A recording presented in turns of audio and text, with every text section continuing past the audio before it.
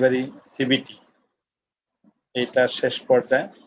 আজকে এটা শেষ করব, করে আমরা কিছু ওই এভিডেন্স লাস্ট যেটা বললাম যে আমরা যেটা মূলত অ্যাজ ট্রেনার হিসেবে কাজ করতে চাচ্ছি, তাহলে আমরা নিশ্চয়ই যে কোনো একটা টপিক টিচ দিব এবং তার রেসপেক্টে আমার সমস্ত ধরনের ম্যাটেরিয়ালস তৈরি করব। তাহলে আমি কি শিখাতে চাচ্ছি এই বিষয়টা নিয়ে একটু কথা বলবো এবং কে কি কাজ করছে, কে কিভাবে করবে এইটা আমার জানা দরকার। এইখানে যদি কোনো গাইডলাইন দরকার হয় আমি সেটাও দিব, বাট মেন্টালি নিজেকে ভাবতে হবে যে আমার মধ্যে সেই ক্রিয়েটিভিটি আছে, আমি এই বিষয়ে এই টপিকটা নিয়ে কাজ করব এবং এই টপিকটা দিয়ে আমি ভালো লেকচার দিতে সম্মত হব। হ্যাঁ, এই জায়গাটা আমাকে পৌঁছাইতে হবে। এটাই এই ট্রেনিং এর, পার্টিকুলারলি অ্যাজ ট্রেনার হিসেবে ট্রেনিং এর মেইন গোল। সেই জায়গাটায় যদি কোনো ল্যাব গ্যাপস থাকে সেটা আমরা ক্লিয়ার করে নিব। যদি কোনো সমস্যা থাকে আমার সঙ্গে কথা বলতে হবে ডাইরেক্টলি। হ্যাঁ, কারণ এই জায়গাটা অসম্ভব গুরুত্বপূর্ণ একটা ব্যাপার। আমরা একটু ফিরে যাই সেশনে। আমরা অল্প কথায় এটা শেষ করে ফেলবো। আমরা আজকে যে বিষয়টা বলছি সেটা হলো review and evaluate training session delivery. আমরা লেকচারের ব্যাপারে সব কাজ করেছি বিগত সময়। আমার যেটা সেটা হলো লার্নিং ম্যাটেরিয়ালস তৈরি করেছি, তারপরে আমরা ভেন্যু নির্ধারণ করেছি এবং সেই ভেন্যুর মধ্যে যে রিসোর্সগুলো থাকা দরকার সেইগুলো নিয়ে আমরা আলোচনা করেছি। ভেন্যু সুবিধা অসুবিধা নিয়ে আমরা আলোচনা করেছি। আমরা যে রিসোর্সগুলো ব্যবহার করব সেটা কোন কোন ধরনের রিসোর্স, হিউম্যান হোক নন হিউম্যান হোক, সেটা নিয়ে কথা বলেছি। আমরা যে নন হিউম্যান রিসোর্সগুলো আছে তার বৈশিষ্ট্য অর্থাৎ তার প্রকারভেদ, তার ইউজ, তার ব্যবহার, সেগুলো আমরা সম্বন্ধে জেনেছি। আমরা এগুলো কোনগুলো কনজিউমেবল আইটেম সেগুলো সম্বন্ধে জেনেছি, সব জেনেছি। সবকিছুর উদ্দেশ্যই ছিল আমার ডেলিভারি দেওয়ার লেকচার এবং সেই ডেলিভারি দেওয়ার ব্যাপারে ভালো মন্দ তার যে প্রিন্সিপাল গুলো, তার তার যে মেথড গুলো, ক্লোজ মেথড ব্যবহার করে যে কাজগুলো করব, তার লার্নিং আউটকাম সংক্রান্ত বিষয় নিয়ে কথা বলেছি।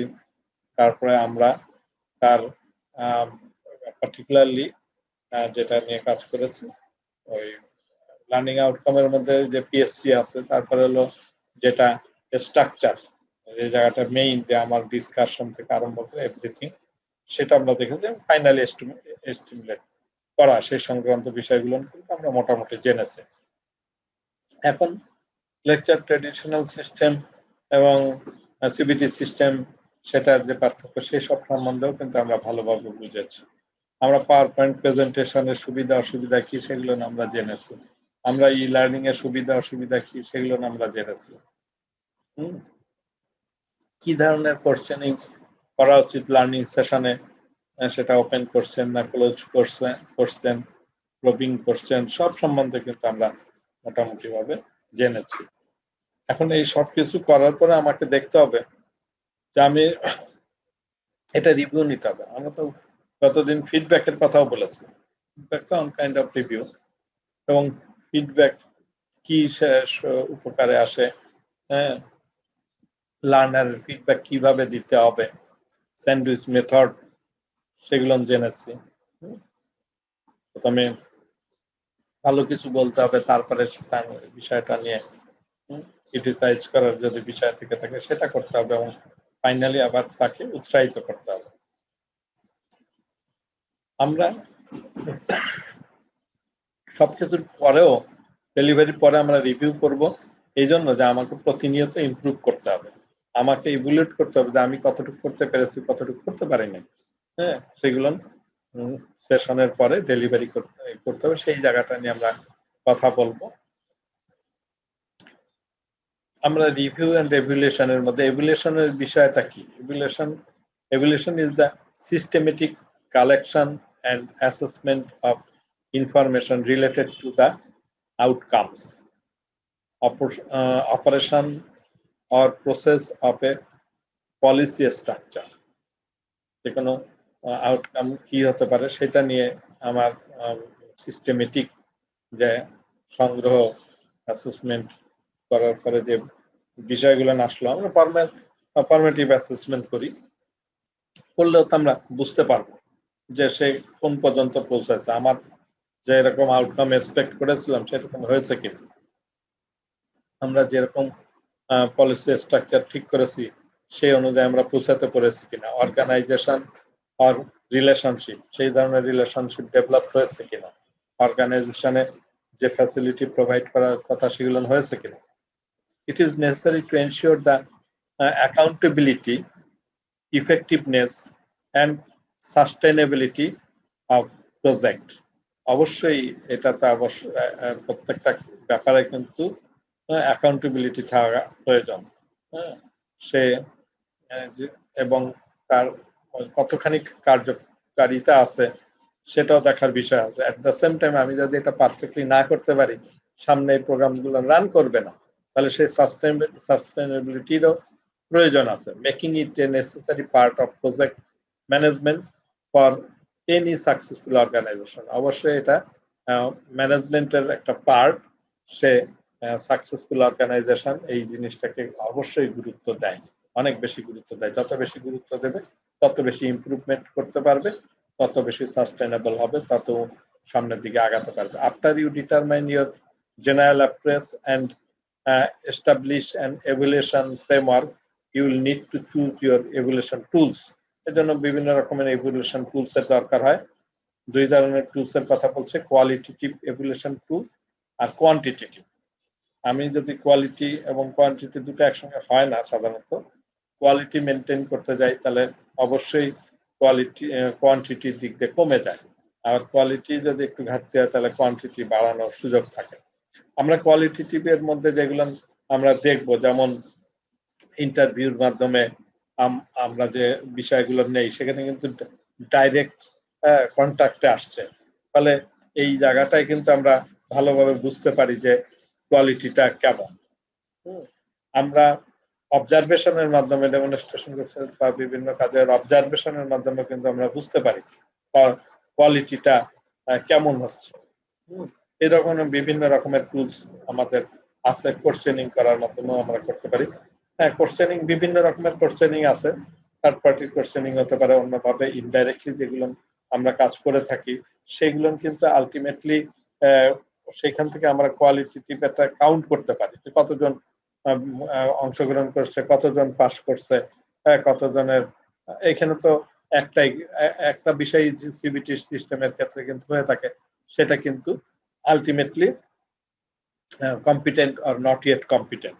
আমরা সেই জায়গাটায় আসতে পারি, গ্রুপ ডিসকাশনের থেকে আমরা জানতে পারি।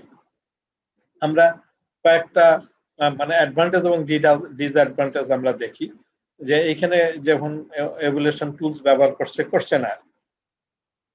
কোশ্চেনারিজ জন্য যেটা আমরা ব্যবহার করছি সেখানে অ্যাডভান্টেজ কি, questions ask are consistent according across all respond.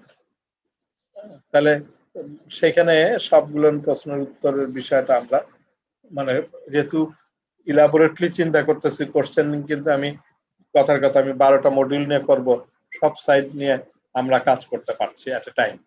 হ্যাঁ, রিলেটিভলি চিপ টু ইমপ্লিমেন্ট, এটা অবশ্যই খরচের দিক থেকে সস্তা। You can use them again next time. এবং ওই যে কোশ্চেনারি আমি তৈরি করলাম সেটা যদি আমার যদি বাইরে না চলে যায় প্রশ্নগুলো, এটাকে আমরা নেক্সট টাইম ব্যবহার করতে পারি, সেই ক্ষেত্রে খরচটা বেঁচে গেল। দে আর আইডিয়াল ফর লার্জ গ্রুপ, এবং গ্রুপ যদি বড় হয়, না মানে 20 জনের এখানে গ্রুপের কথা চিন্তা করি, তাহলে সেই ক্ষেত্রে কিন্তু আমাদের এটা ভালো একটা বিষয়। একজন 2 জনের জন্য প্রশ্ন করা, 20 জনের জন্য প্রশ্ন তৈরি করা, হ্যাঁ, দুটার মধ্যে তো অবশ্যই কস্ট ইফেক্টিভ হবে যদি লার্জ গ্রুপ হয়।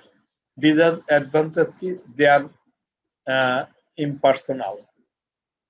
Questions can be skewed or inappropriate. Question গুলো যে কমায় নিয়ে আসা যায়, inappropriate হয়। ইম্পার্সোনালও হতে পারে, সেটা একটা ব্যাপার। Don't care for poor literacy. এই যে যারা প্রশ্নটা পড়বে, সে যদি ইংলিশে প্রশ্ন হয়ে থাকে এবং সে প্রশ্নটা ভালো করে বুঝতে পারলো না, সেই জায়গাটা একটা সমস্যা হয়ে থাকে। হ্যাঁ, রেসপন্স ক্যান ল্যাক ক্লিয়ারিটি। এখানে অনেক সময় উত্তরের ব্যাপারটা রেসপন্সটা ক্লিয়ার নাও করতে পারে। হ্যাঁ, low response rate can be time consuming এবং হার্ড টু ফলো আপ। তো এই জায়গাগুলো, এইগুলো মোটামুটি ডিসঅ্যাডভান্টেজ বলেছে। ইন্টারভিউ ক্ষেত্রে কি হচ্ছে? Personal contact. রিটেনটা যেমন ইমপার্সোনাল ব্যাপার, কিন্তু ইন্টারভিউ একেবারে সরাসরি কাজ হচ্ছে, সুতরাং personal contact with respondent. You can follow up answers that are unclear. You get valuable qualitative data. এবং এখানে ইন্টারভিউ নিতে গেছে, সে যখন উত্তরটা দিল, সেটা তার মধ্যে যদি অ্যাম্বিগুইটি থাকে, তখন আবার তাকে আরো ক্লিয়ার করে জানার জন্য অন্যভাবে প্রশ্নটা করেও এই জিনিসটা ক্লিয়ার করে নেওয়া যায়। চিপ টু সেট আপ, এক্ষেত্রেও চিপ এই ইন্টারভিউ নেওয়ার ক্ষেত্রে কোনো প্রশ্ন তৈরি ওই রিটার্নের জন্য অত বেশি না করলেও চলছে। এই ডিসঅ্যাডভান্টেজ কি? Very time consumption. এটা ইন্টারভিউ নিচ্ছি একজনের একবার, সুতরাং টাইম কনজাম্পশনটা অনেক বেশি। Interviews may not be open and honest. সবসময় কিন্তু এটা মানে এটা ডিপেন্ড করতেছে যিনি প্রশ্ন নিচ্ছে, হ্যাঁ, তার উপরে। আমার তো লাইনটা একটু কেটে যাবে এখনই, আবার আমরা নতুন করে সংযুক্ত হব আশা করি। তো এই জায়গাটা interview may not be open and honest. অনেক সময় ডিপেন্ড করতেছে যিনি প্রশ্ন করবেন তার উপরে, সুতরাং সে কত অনেস্টলি আস্কিং করছে অথবা উত্তরগুলোকে অ্যাকসেপ্ট করতেছে, তার উপরে অনেক কিছু ডিপেন্ড করতেছে। Interview may bias result by hearing only what they want to hear. মানে এই জায়গাটা বায়াসিং হতে পারে, যে যিনি শুনতেছে তিনি যদি তার প্রতি বায়াসড হয়ে থাকে, তাহলে তাকে বেশি সুবিধা দিতে পারে অথবা কম সুবিধা দিতে পারে। এটা একটা disadvantage. Observation, you can obtain valuable info quickly. তাড়াতাড়ি সেটা দেখতে পাচ্ছি। The process is independent of the teacher. এখানে ফিরে আসি।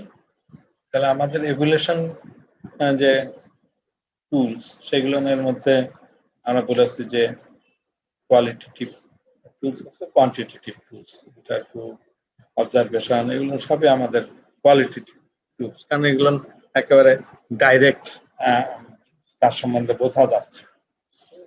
তো সেই ক্ষেত্রেও সুবিধা অসুবিধা কতগুলো বিষয়ে অবশ্যই আছে। তা এখানে আমরা অবজারভেশনের ক্ষেত্রে যে বিষয়টা আমরা দেখছি, you can obtain valuable info quickly. মানে ওই অবজারভেশনের মাধ্যমে কাজগুলো করছে, কত সুন্দর করে করছে, হ্যাঁ, সেটা কিন্তু আমরা অনায়াসে বুঝতে পারছি, তাড়াতাড়ি বুঝতে পারছি। The process is independent of the teacher of trainer. তাহলে এইটা সম্পূর্ণভাবে ইন্ডিপেন্ডেন্ট, অর্থাৎ মানে সাধারণত গ্রুপে যদি না হয়ে থাকে, তাহলে একজন একজন করে আমরা এটাতে চেক করতে পারলে তাহলে এটাকে ইন্ডিপেন্ডেন্ট বলছে। গ্রুপে হলেও এখান থেকে আলাদা আলাদা প্রত্যেকের মানগুলো যাচাই করা সম্ভব। Observer can pick up emotions, dynamics. তাহলে এইটা তার ইমোশনটাকে সে বুঝতে পারবে কাজের মাধ্যমে, কাজ করার মাধ্যমে। অবশ্যই এটা একটা ডাইনামিক প্রসেস। এর ডিসঅ্যাডভান্টেজের মধ্যে বলছে ক্যান বি ইন্ট্রাসিভ। ইন্ট্রাসিভ বলতে টাচ করার ক্ষেত্রে যে সমস্যাটা, সেই জায়গাটা একটু গ্যাপ থেকে যায়। Having a stranger in the room can distract learning তার মানে এখানে যদি ওই কাজ চলার অবস্থা হঠাৎ করে যদি কেউ দমের মধ্যে চলে যায় তাহলে সেই জায়গাটা কিছুটা তৈরি করতে পারবে। অবজার্ভার্স ক্যান বি বায়াসড, একই ব্যাপার, যেমন ইন্টারভিউর ক্ষেত্রে বায়াসড হতে পারে তেমনি অবজারভেশনের ক্ষেত্রেও বায়াসডনেস আসতে পারে।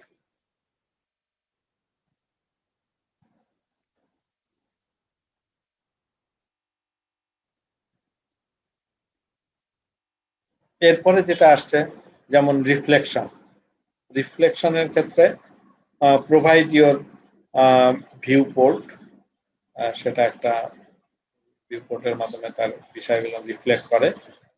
প্রাইভেট টাইপের একটা বিষয় এখানে। Chip and easy to implement, good for self development.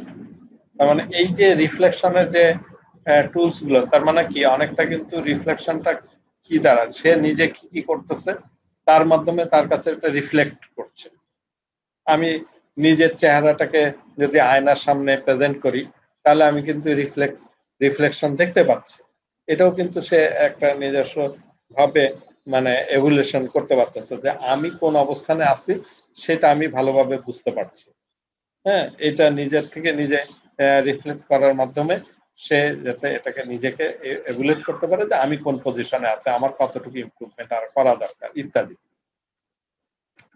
Disadvantage, only one point of view can be overlay negative. এখন অনেক ক্ষেত্রে হয়তো সে যে জীবনগুলো পারে তারপরেও ওই দুর্বলতা নিজেকে কিন্তু মানে এমন ভাবে আঁকড়ায় ধরে যে আমি মনে হয় পারবো না, আমার মধ্যে মানে এই ভুলগুলো না আছে, আমি ঠিক পারতেছি না, আগাচ্ছি না, এটা একটা নেগেটিভ অ্যাটিটিউড এখানে আসতে পারে। গ্রুপ ডিসকাশন যেটা, সেটা হচ্ছে রেসপন্সেস আর usually open and honest.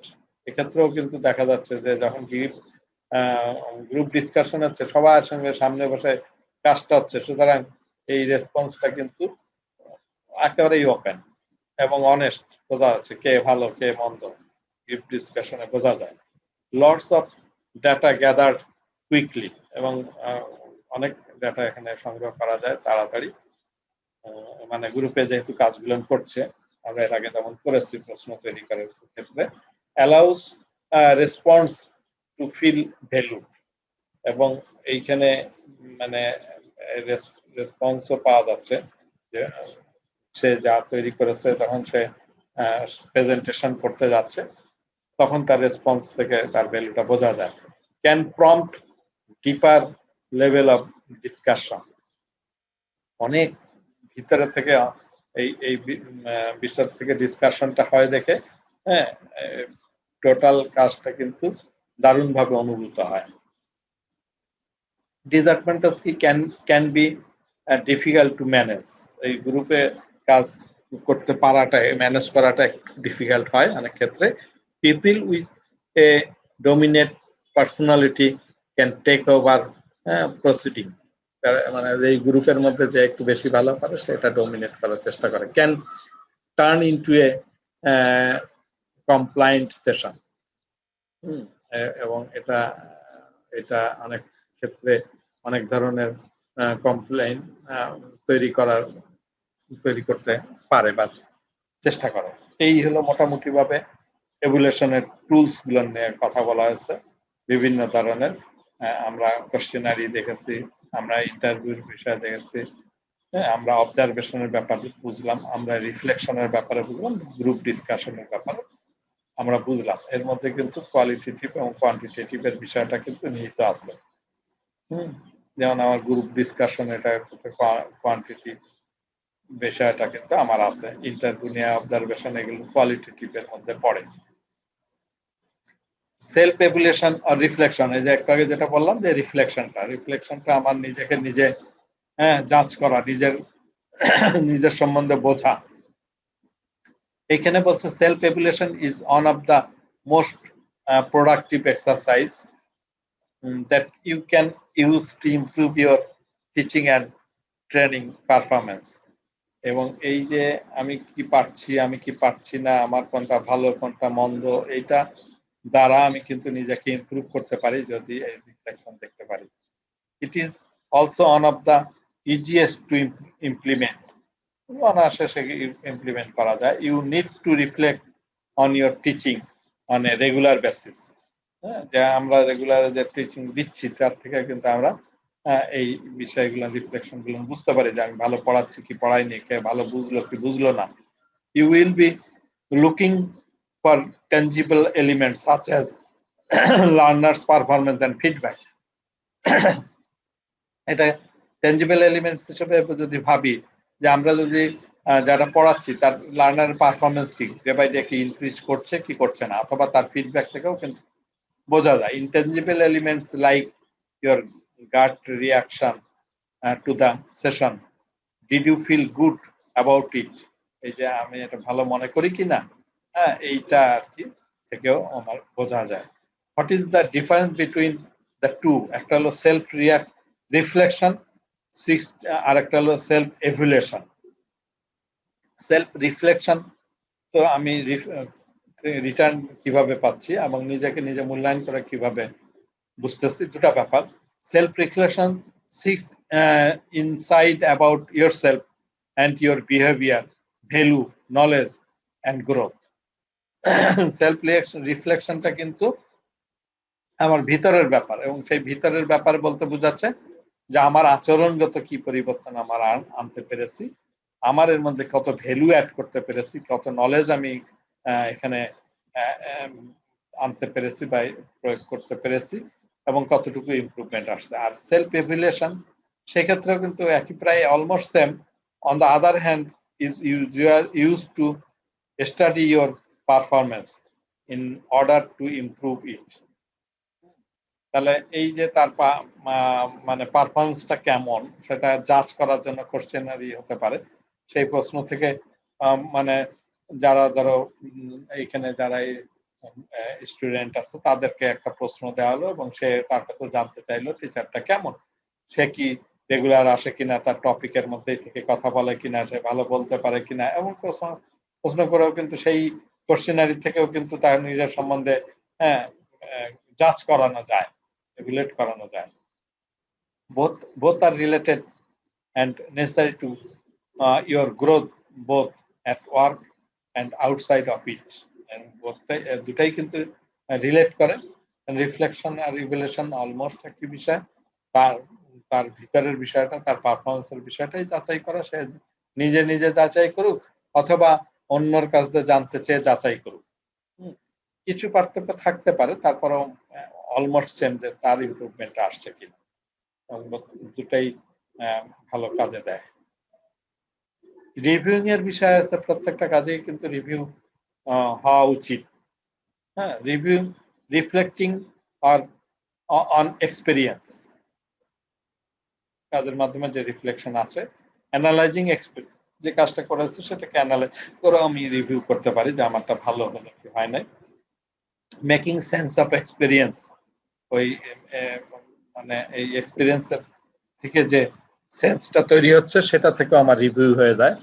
Communicating experience, হ্যাঁ, communicating experience, reframing experience, learning from experience. প্রত্যেকটা জায়গায় আমরা বলছি যে এই শিক্ষাটা নিচ্ছি, সেটার মাধ্যমে আমার যে এক্সপিরিয়েন্স এসে সেখান থেকে আমি শিক্ষা গ্রহণ করছি। মানে প্রত্যেকটা জায়গায় আমার ওখানে কি কোনো ভুল ত্রুটি হচ্ছে, সেখানে আমার কি ইমপ্রুভ করা দরকার, সে কিভাবে বললে আরো ভালো হয়, এই যে জায়গাটা, এটা থেকে আমাকে প্রতিনিয়ত রিভিউ হচ্ছে। আমরা যখন এখন কথা বলতেছি যে এই যে জব প্রত্যেকে তৈরি করবে, তার জব তৈরি করার মধ্যে যদি তার গ্যাপ থাকে, বোঝার কোনো গ্যাপ থাকে, তাহলে আমার বলার মধ্যে নিশ্চয়ই কোনো গ্যাপ আছে, তাহলে এটাকে আরো কি করে বললে, ভালো করে বললে প্রত্যেকেই ওই কাজটা করতে পারে, সেই যে বিষয়টা, এখান থেকেও কিন্তু আমার এই যে আমি চিন্তা করতেছি রিভিউ করার মাধ্যমে, এবং সেই জায়গা থেকেও কিন্তু আমার লার্নিংটা আসতেছে। অর্থাৎ নেক্সট টাইমে যখন এই কাজগুলো করা হবে অন্যর জন্য, তখন হয়তো ওইভাবে চিন্তা করে, আগের থেকেই চিন্তা করে যে এইভাবেই তাকে বলতে হবে, করতে হবে, এই জায়গাটা আমার এই শিক্ষার বিষয়টা আসে। এই রিভিউ বিষয়টা হয়। রিভিউ কেন করবো, কি সুবিধা?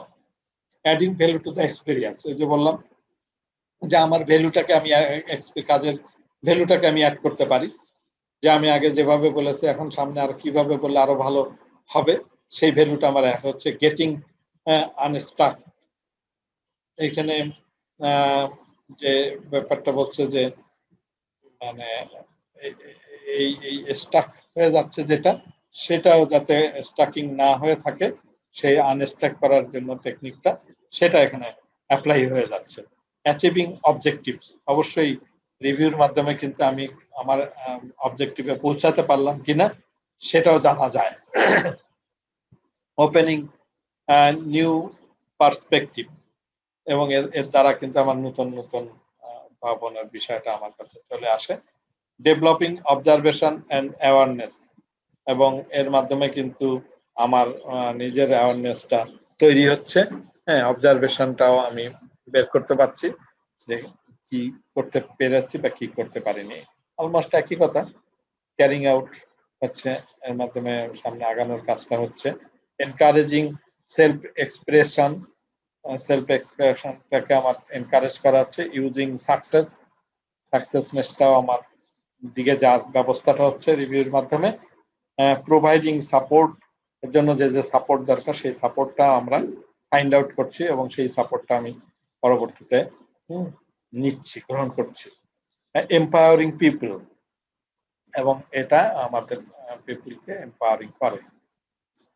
আর student learning what you are teaching, যা শেখানো হচ্ছে স্টুডেন্টকে সেটা শিখতে পারলো কিনা সেটা আমরা বুঝবো কি করে, তার রিজনটা কারণটা কি, কিভাবে বুঝবো। আস্ক কোশ্চেন ডিউরিং ক্লাস, এই ক্লাসের মাঝখানে তাকে প্রশ্ন করতে হবে, তার মধ্যে আমি বুঝতে পারবো যে স্টুডেন্ট বুঝলো কিনা। যদি না সে যদি সঠিক উত্তর দিতে পারে তাহলে বুঝবো যে সে আমার ইয়ারটা ঠিক মতন হচ্ছে টিচিংটা। Give the student time to respond, তাহলে স্টুডেন্টকে আমাকে যথেষ্ট সময় দিতে হবে রেসপন্ড করার জন্য, তার মধ্যে কথাটা বের করে আনার চেষ্টা করতে হবে। Try to get a sense of whether students are keeping up by asking questions for which answers required student to apply a given concept or skill to a new context. নতুন যে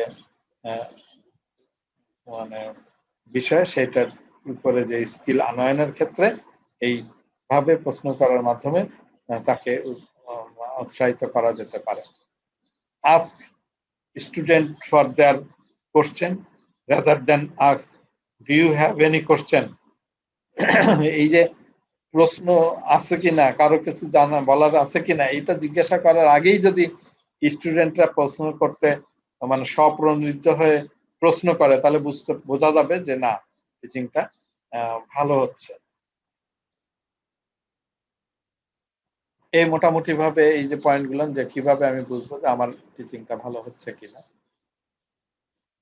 এরপর আসছে যেমন পেয়ার ফিডব্যাক, এই যে একত্রে নিজেদের মধ্যে যখন ডিসকাশন করছে এবং একজন একটা প্রশ্ন করলো আবার সে উত্তর দিল, এই যে নিজেরা স্টুডেন্ট টু স্টুডেন্ট অথবা স্টুডেন্ট টু টিচার এইখানে যে ফিডব্যাকিংটা হয় সেটার কথা বলা হচ্ছে। Pair feedback is a reliable and valid approach for encouraging ট্রেনিস collaborative learning and increasing their engagement with their learning।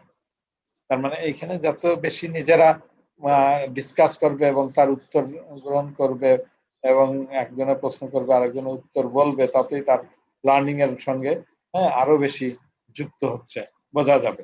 Two maximize the potential of this training, trainee could be trained in class by their trainer and outside the classroom through mobile technology tools or apps। বলছে যে normally ক্লাসের মধ্যে তার লেসনটা complete হয়ে যাওয়া উচিত, এই ফিডব্যাকের মাধ্যমে এটাকে আরো এনশিওর করে এবং এই ফিডব্যাকটা আরো চলতে পারে আউটসাইড অফ দ্য ক্লাস। প্রয়োজনে সে মোবাইলে কথা বললো তার বিষয়টাকে জানার জন্য, শেয়ার করার জন্য। পেয়ার ফিডব্যাকের মধ্যে আরো আছে why is pair feedback important to trainer, trainer কাছে পেয়ার ফিডব্যাকটা ইম্পর্টেন্ট কেন। Trainee benefit from peer feedback in that they are able to teach other about the task। এখানে একটা বড় ব্যাপার হচ্ছে কি যে যিনি শিখাচ্ছেন তিনি কিন্তু মানে যেভাবে চিন্তা করেছে এইটা হয়তো স্টুডেন্টরা বুঝতেছে এমন কথা মনে করতে পারে, কিন্তু যে স্টুডেন্টরা এই লার্নিং এর মধ্যে যুক্ত আছে তারা কিন্তু ওই প্রবলেমের কাছাকাছি, সবাই কিন্তু খুব কাছাকাছি। সুতরাং নিজেদের মধ্যে শেয়ার করলে সে কিন্তু বুঝতে পারছে এই জিনিসটা আরো ক্লিয়ার কিভাবে হবে। মানে টিচার যে জায়গাটা গ্যাপ রেখে যাচ্ছে বা বুঝতে পারছে না, সে মনে করছে আমি যা বলছি সে হয়তো বুঝছে, কিন্তু স্টুডেন্ট কিন্তু আরেকজন স্টুডেন্টেরটা বোঝে যে হ্যাঁ ও আমি যেরকম বুঝতে পারিনি ও সেরকম বুঝতে পারেনি, আচ্ছা ওদের সঙ্গে শেয়ার করে নিজেরা শেয়ার করি, করে তাহলে এই জায়গাটায় আমরা উপনীত হই। ফলে পেয়ার ফিডব্যাকে কিন্তু এই জায়গাটা বড় একটা অ্যাডভান্টেজ কিন্তু পাওয়া যায়। Pair feedback also gives trainees an opportunity to have their voice heard and to listen to each other. একটা জিনিস কিন্তু এটা ক্লিয়ার যে যখন আমি এই পেয়ার ফিডব্যাক পাচ্ছি, অর্থাৎ একজনের প্রশ্ন করছি, তখন কিন্তু সে যে কথাটা বলছে সে স্বাচ্ছন্দ্যে কথা বলা এবং এই যে ভয়েস রেজ করার বিষয়টা তার মধ্যে কিন্তু তৈরি হয়েছে, এবং আরেকজনে কি বললো উত্তরে সেই বিষয়টা উত্তরটা বোঝার যে ক্যাপাসিটি, সেই লিসেনিং ক্যাপাসিটি, সেটাও কিন্তু তার ইমপ্রুভ করছে। এবং আলটিমেটলি আমিও তো যখন সামেটিভ অ্যাসেসমেন্ট হবে তখন তো অ্যাসেসর তাকে প্রশ্ন করবে, সেই প্রশ্নটা বোঝার মতন ক্যাপাসিটি তার থাকতে হবে। হ্যাঁ, লিসেনিং ক্যাপাসিটি তার ইমপ্রুভ করতে হবে, এবং শুধু তার সঙ্গে সঙ্গে সে কথা বলার ক্যাপাবিলিটি তার রাইজ করতে হবে। সেটা কিন্তু পেয়ার ফিডব্যাকের মধ্যে অনেক ভালোভাবে আসে। Why is feedback important in the training session? একটা বলছে ট্রেনারের কাছে ইম্পর্টেন্ট কেন? কারণ ট্রেনার এই ফিডব্যাকটার মাধ্যমে তাদেরকে তৈরি করতেছে, প্রস্তুত করতেছে তার কথা বলার ক্যাপাসিটি এবং তার শোনার ক্যাপাসিটি বিষয়টা নিয়ে। আর এটা সেশনের মধ্যে ইম্পর্টেন্ট কেন? Giving trainees feedback in the training session during the learning progress have been proven to increase learning and improve trainees outcome.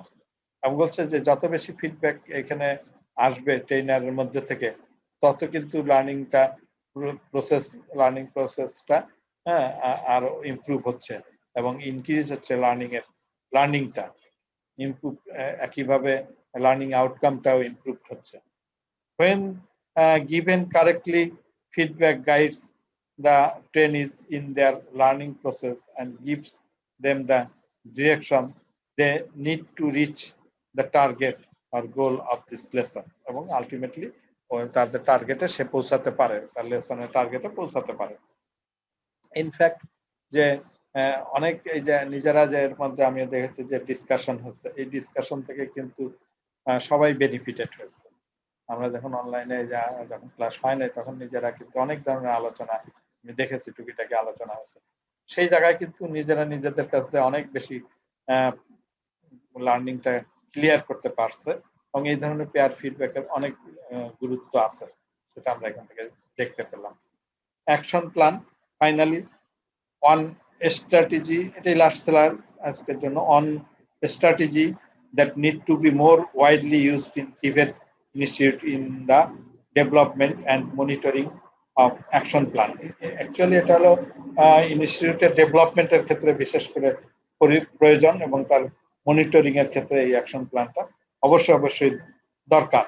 The emphasis is on action learning, which is a technique for solving work-based problem by establishing an action learning group with a facilitator to help with the action learning process. যে action প্ল্যানটা action learning এর জন্য অত্যন্ত একটা ভালো বিষয়, এবং এটা অবশ্যই একটা গ্রুপ ডিসকাশনের মাধ্যমে যে কোনো প্রবলেম নিয়ে সলভ করার ব্যাপারটা এখানে আসতে পারে, এবং ডিসকাশন করে তা সেই সলভ করাটাও একটা লার্নিং প্রসেস হিসেবে কার্যকারিতা পায়। The group meets and develops an action learning plan.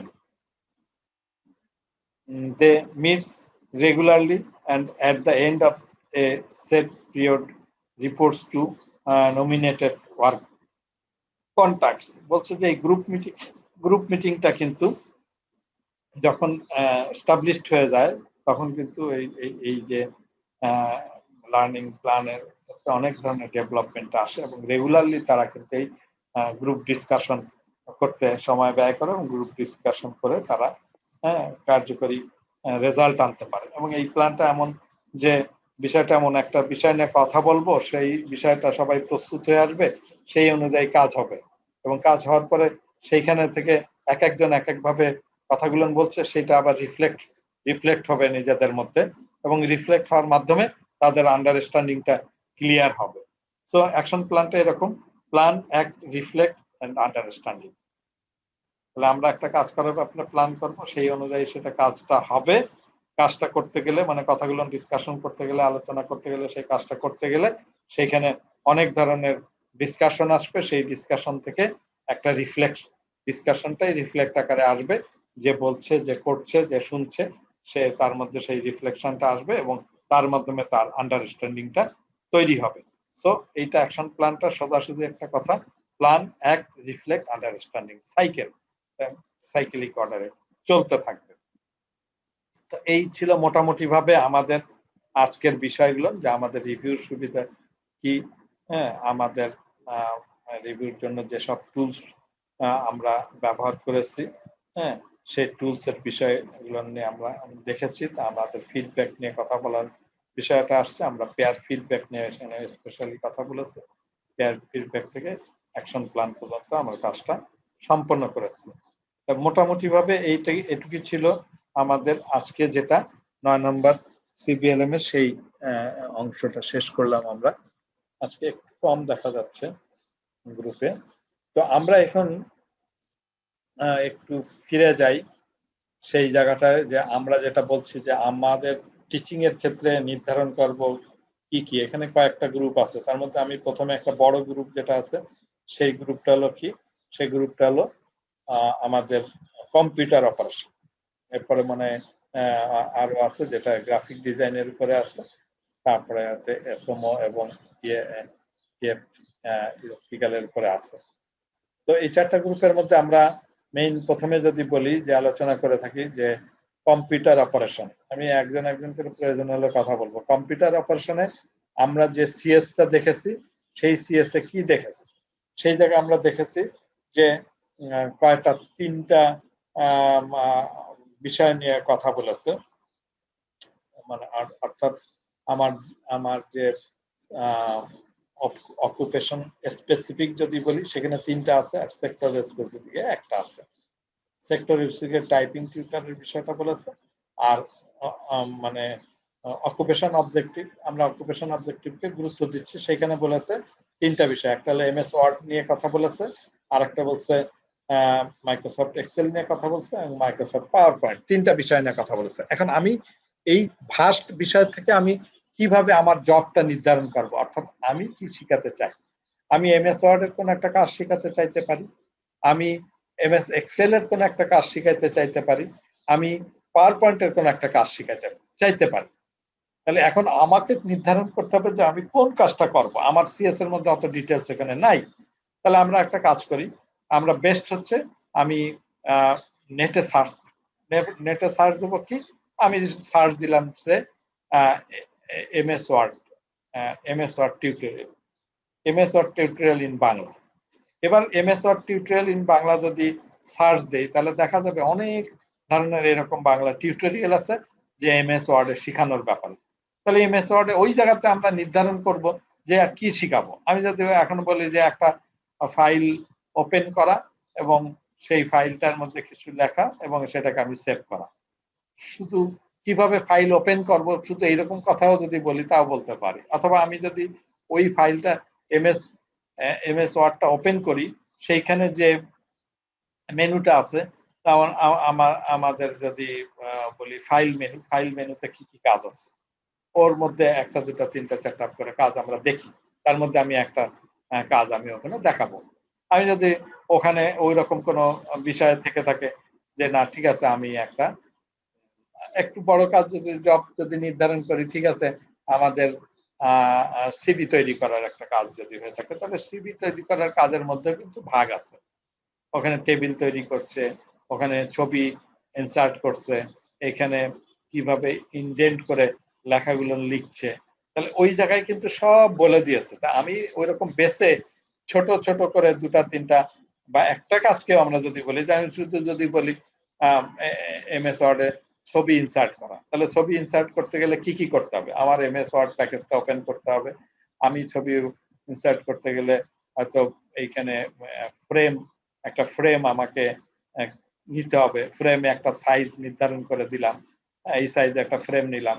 তারপরে আমি একটা ছবি ইম্পোর্ট করে ওর মধ্যে বসালাম, বসায় ছবিটা কোনো এক জায়গায় নিলাম। এই যে কতখানি কাজ, কিন্তু একটা ছবি ইনসার্ট করার মধ্যে কিন্তু অনেকগুলো টাস্ক এখানে কিন্তু রয়ে গেছে, ছোট ছোট টাস্ক এলিমেন্ট বলা যায়, এবং এইভাবে চিন্তা করা যায়। তাহলে আমি একটা ছবি ইনসার্ট করব। আমি যদি ওই এমএস ওয়ার্ডেও যদি খালি একটা টেবিল তৈরি করব যদি বলি, সেটাও একটা ছোট একটা কাজ হতে পারে।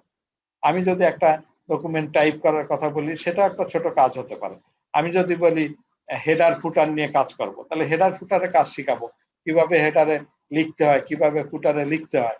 আমি যদি বলি যে পেজের ক্ষেত্রে আমরা কিভাবে দিব, মানে পেজ নাম্বারিং, শুধু পেজ নাম্বারিং শিখাবো, একটা খালি পেজ নাম্বারিং শিখাবো, এই কাজটা নিয়ে কিন্তু অনেকখানি কথা বলা যায়।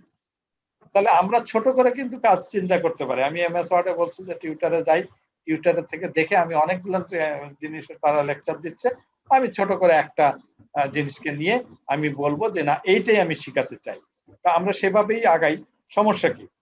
তেমনি ভাবে এক্সেল এর মধ্যে যদি যাই, মাইক্রোসফট এক্সেল এর মধ্যে অনেক কাজ আছে, যে আমাকে ওই জায়গায় যদি আমরা বলি যে এই মানে কিভাবে চিন্তা করবো যে টেক্সটটা বসাবো, কোথায় বসাবো, এই যে বসাবো কোথায়, সেই যে বসানোর জায়গাটাকে, ওইটাও কিন্তু একটা কিভাবে এই টেক্সট বক্সটা সেট করছি, এবং টেক্সট বক্সটার একটা নাম্বারিং কিন্তু ওখানে আছে। নাম্বারিং বলতে বোঝাচ্ছে কি, যে ওই ওই রো এবং কলাম ধরে কিন্তু ওই বক্সটার একটা নাম আসে। তাহলে এই যে এই কথাটা কিন্তু শেখানো যায়। আমি যদি বলি যে ওখানে একটা দুইটা তিনটা বিষয় নিয়ে একটা সেল নিয়ে সেল মার্চ করে একটা লেখা লিখবো, হ্যাঁ, ওইখানে একটা লেখা যদি মার্চ করতে চাই, তাহলে কিভাবে মার্চ করব। আমি যদি বলি যে না, শুধু যোগ বিয়োগ গুণ ভাগ করা শিখাবো, তাহলে শুধু যোগ বিয়োগ গুণ ভাগ করা, সেটাও তো একটা কাজ, যে কিভাবে দুইটা বা পাঁচটা সংখ্যা যোগ করা যায়, কিভাবে দুটা সংখ্যার বিয়োগ করা যায়, কিভাবে এটা ভাগ করা যায়, গুণ করা যায়। তাহলে এইটুকু একটা কাজ হতে পারে।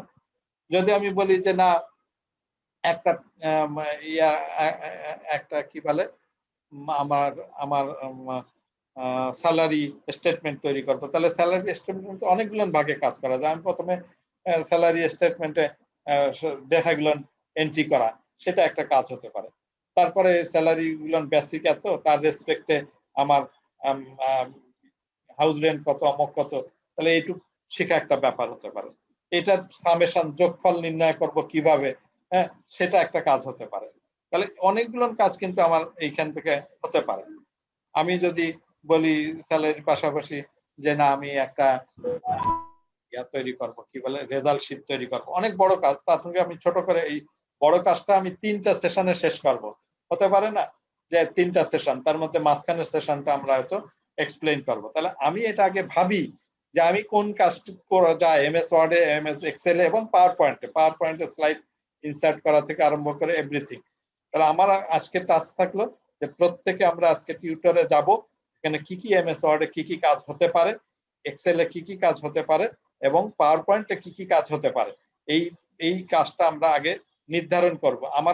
আমরা গতদিন বলছি যে ডোমেইনের বিষয়টা আমি প্রথমে রিমেম্বার করব, করে তো আমি আন্ডারস্ট্যান্ড বুঝতে পারলাম কিনা, এবং লাস্টে আমার এই ক্রিয়েটিভ পর্যন্ত ইনক্রিজিং হচ্ছে আমার এই রিমেম্বারিং থেকে ক্রিয়েটিং পর্যন্ত। তাহলে আমি ওই জায়গা থেকে যদি বের করতে পারি যে আমি কি কাজ দেখাবো, কি কাজ শেখানোর বিষয়টা আমি খুব কমফোর্ট ফিল করব, অল্প সময়ের মধ্যে এই কাজটুকু আমি সুন্দর করে প্রেজেন্ট করতে পারবো, সেটা আমি নির্ধারণ করব। তাহলে আমি MS Word, Excel, PowerPoint 3টা নিয়ে কিন্তু কথা বলেছি।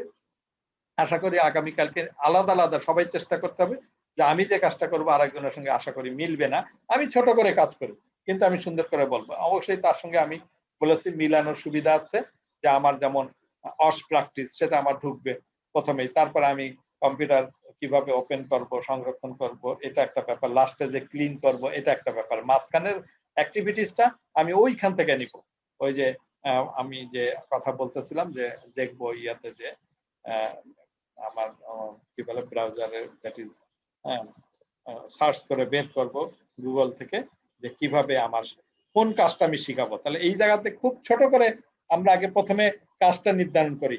ইউনিট অফ কম্পিটেন্সি তো 3টা আমরা ক্লিয়ার করেছি, যে ওখানে এমএস ওয়ার্ড দ্বারা কাজ করা, এক্সেল এর দ্বারা কাজ করা, এবং এই 3টা কিন্তু ওখানে শেষ হয়ে গেছে। ওখানে আমি তো ওটা নিতে পারি, তার সঙ্গে ওইখান থেকে পারফরমেন্স ক্রিয়েটের এই কাজের সঙ্গে সম্পৃক্ত করে আমরা যুক্ত করব।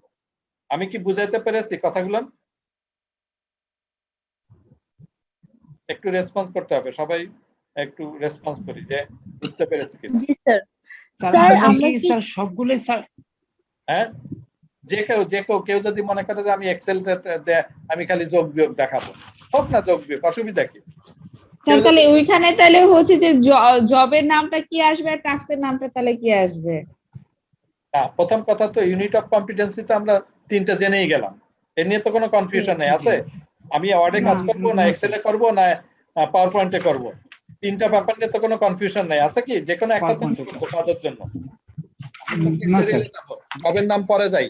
আমি প্রথমে যেটা বলছি, আমি এমএস ওয়ার্ডে করব না এক্সেলে করব না পাওয়ার পয়েন্টে করব, 3টা কি ক্লিয়ার হচ্ছে? আমি কোনটা কাজ করব সেটা আমি আগে ওই যেমন সার্চ করছি এমএস ওয়ার্ডে কি কি কাজ আছে, এক্সেলে কি কি কাজ আছে, পাওয়ার পয়েন্টে কি কি কাজ আছে, এটা আমি দেখবো আগে। দেখার পর আমি নির্ধারণ করবো যে না আমি এই কাজটা করে এই কাজটা শিখাবো একটা মানুষকে, যে আমি যোগ বিয়োগ করা শিখাবো, আমি অ্যাভারেজ করা শিখাবো, আমি ছবি ইনসার্ট করা শিখাবো, আমি টেবিল তৈরি করা শিখাবো, আমি পাওয়ার পয়েন্টে স্লাইড ইনসার্ট করা শিখাবো, পাওয়ার পয়েন্টে এইভাবে একটা একটা কি বলে যে কাজগুলো করানো হয়েছে অর্থাৎ গ্রাফ তৈরি করে শিখাবো। তাহলে এর যে কোনো একটা কাজ আমি আগে নির্ধারণ করি। তাহলে কাজের নাম, জবের নাম কি হবে? জবের নাম ক্রিয়েট এ টেবিল হতে পারে, জবের নাম ওই রিসপেক্টিভ যে কাজ আমি করাবো সেটার উপরে হতে পারে, ইনসার্ট এ পিকচার, জবের নাম ইনসার্ট স্লাইড, জবের নাম প্রিন্ট এ ডকুমেন্ট। তাহলে এই লেআউট, পেজ লেআউট কিভাবে করি, প্রিন্ট কিভাবে করা যায়। তাহলে এই যে কতগুলো কাজ, কত ধরনের কাজ, ছোট একটা কাজ, কাজের নাম কি এখন বানানোর কোনো কঠিন ব্যাপার? আমি এমএস ওয়ার্ডে যে ওইখানে যে আমি টিউটোরিয়ালে যাব, যাওয়ার পরে তো আমি কাজের নাম ওখানে দেখতেই পাচ্ছি, তাহলে কাজের নাম কি ওটা লিখতে পারবো না? সেটা কি আমার কথা বুঝতে পেরেছো? কাজের নাম জি বুঝতে পেরেছি। হ্যাঁ, তাহলে একটা টেবিল তৈরি করা, এটা একটা কাজের নাম হতে পারে না? ক্রিয়েট এ টেবিল হতে পারে না? যে ইনসার্ট এ পিকচার হতে পারে না? যে হাউ টু মেক এভারেজ হতে পারে? ওই রকম create a insert a power point slide, কত কত কাজ নিজেই নিয়ে ভাবি না কেন? এবং এখানে আমাকে চেষ্টা করতে হবে যে কমন জানি না হয়, আমি যেটা করবো আরেকজনের জানি ওটা না মেলে। হ্যাঁ, মিললেও ডাটা মেলবে না, মিললেও খুব সমস্যা নাই, মিললেও ডাটা আরেকজনের সঙ্গে মিলবে না। এবং এখানেও যদি আরেকটু চিন্তা করতে যে সেশনে 3টা থাকবে, আগে কোনটা দেবো পরে কোনটা দেবো, 3টা কাজ তো সেটা আমি আনতে পারি। অথবা একটা কাজের মধ্যেও কিন্তু 3টা টাস্ক আসতে পারে, it does not matter at all. নিজেই ভেবে ভাবতে পারবে। এত আলোচনা করেছি, এত ডিসকাশন করেছি, তার মধ্যে থেকে কি আমি এখন ইউনিটের নাম বুঝবো না, কাজের নাম বুঝবো না, টাস্কের নাম বুঝবো না? তা তো হয় না। এই দিলারা, জাসমিন কি বুঝেছো? স্যার আমি বুঝছি। আপনাকে আমি ওই যে টাস্ক অ্যানালাইসিস প্রত্যেকটা ডেলিভারি প্ল্যানে মেল করছিলাম স্যার, একটু দেখে যদি আমাকে জানাইতেন। কবে দিয়েছো? স্যার এই গত পরশুদিন দিয়েছি স্যার, আপনার মেইলে দিয়েছি। আগে একটা তো আমি উত্তর দিয়েছি তোমার, যেটা সমস্যা কি ছিল। জি স্যার। সেটার পরে আবার একটা দিয়েছো? না মানে এই যে পরশুদিনে দিয়েছি স্যার। আচ্ছা ঠিক আছে, আমি দেখবো না। মোফাজ্জল কি অবস্থা, কিছু বলবো? 2 মিনিট পরে আবার আপনার লাইনটা কেটে দেবে, আমাকে আবার ঢুকবো না এখানে শেষ করব? এখন যদি মনে করো যে আলোচনা এখানে বুঝতে পেরেছি, সবাই প্রশ্ন তৈরি করতে পারবো। হ্যাঁ বুঝতে পেরেছি স্যার, বুঝতে পেরেছি স্যার। আপনি যে কাজের কথাগুলো বললেন স্যার, এই ছোট ছোট করে করা যায়, একটা কাজের ভিতরে অনেকগুলো। তাহলে আমার কথা হচ্ছে সবাই কিন্তু আগে ওই ঢুকবো ইয়াতে, কি বলে, ইন্টারনেটে সার্চ করব, এবং সেখানে আমি টিউটোরিয়াল দেখবো, এমএস ওয়ার্ডেরও দেখবো, এক্সেলেরও দেখবো, পাওয়ার পয়েন্টেরও দেখবো। ঠিক আছে, 3টা দেখবো। তিনটা দেখার পরে আমি একটা দুটা কাজ আমি নির্ধারণ করবো, যে একটা বা দুটা বা তিনটা কাজ আমি নির্ধারণ করব। হ্যাঁ, তিনটার থেকে দেখি কোনটা ভালো হয়, কোনটা আমি ফাইনালি রাখবো। হ্যাঁ, MS Word, Excel, sir, PowerPoint, তিনটা কাজ সবাই দেখবো। আমাকে নেক্সট ডেতে এটা সাবমিট করতে হবে। হ্যাঁ, একটা কাজ। এবং অন্যদের ক্ষেত্রে আমরা বলছি যেটা ইয়ারটা আছে, যেটা কি বলে এসএমও আছে, সেও এসএম এর উপরে দিবে, এবং যে ইয়ার উপরে আছে, হাউজিং এর উপরে আছে, সে হাউজিং এর উপরে তিনটা করে কাজ সবাই দিবে, এবং ছোট করেই দেব, অসুবিধা নেই, অনেক ছোট করে দিলেও কোনো সমস্যা নেই। ক্লিয়ার হচ্ছে সবাই? তাহলে এটা কিন্তু একটা কাজ থাকলো, বাসায় তিনটা করে কাজ তৈরি করে লিখে নিয়ে আসবা নাম, এবং সেই তিনটা কাজ নেক্সট ক্লাসে বলতে হবে। ওকে, জি স্যার। তাহলে আজকের মতন এখানে শেষ করছি। আল্লাহ হাফেজ। আসসালামু আলাইকুম স্যার। আসসালামু আলাইকুম স্যার। জি, আসসালামু আলাইকুম স্যার।